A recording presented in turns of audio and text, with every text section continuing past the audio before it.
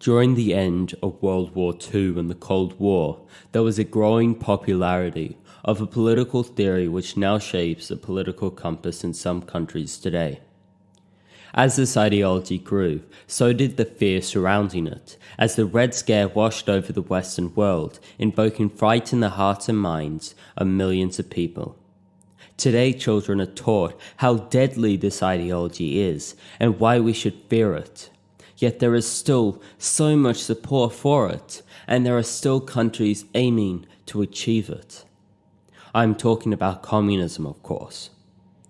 Why are people still convinced of this theory when it has been baked into our culture how evil it is? How is it still so prevalent and popular?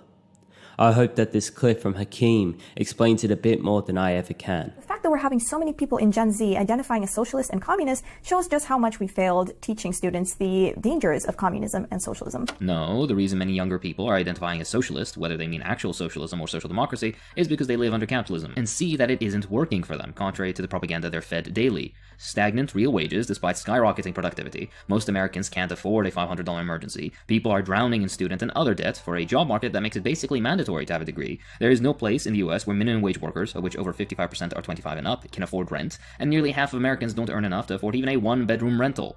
Inflation is destroying savings and making any likelihood of ever owning something an actual fantasy. Infrastructure is crumbling, widening income inequality, climate catastrophe, the American government supporting every fascist tyrant and every dictator. I could go on and on. It isn't young kids not knowing any better, which is frankly a pathetic and infantilizing excuse. It's a natural consequence of them living in the system day in and day out. Furthermore, the American educational system, along with practically the entire base of American media, is explicitly anti-communist, and American students learn nothing but how supposedly horrible communism is. If, in spite of this torrent of propaganda, people still start to look for alternatives, well, maybe the system you're supporting isn't this great thing you're painting it out to be.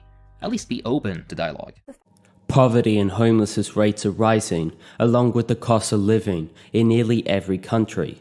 Young people are drowning in student loan debt because the predatory education system is paired with predatory loans so that the masses are forced into wage slavery to forever work for the interests of the capitalists.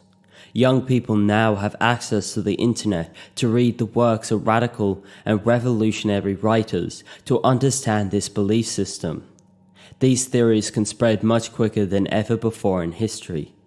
Each new generation is the most educated yet, but we are throwing them to the wolves for short-term profit and political power. But propaganda and lies about this ideology are spreading just as fast.